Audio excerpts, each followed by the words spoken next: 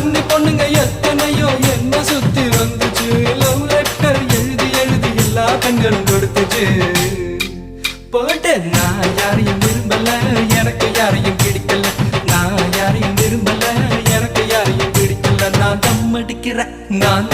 அடிக்கிற ஸ்டைல பார்த்து தனலட்சுமி விரும்புச்சு நான் ரம் அடிக்கிற ஸ்டைல பார்த்து ராகம்மா விரும்புச்சு நான் கண்ணடிக்கிற ஸ்டைல பார்த்து கவிதை புள்ள விரும்புச்சு நான் சிரிச்சு பேசும் ஸ்டைல பார்த்து சின்ன பொண்ணு விரும்புச்சு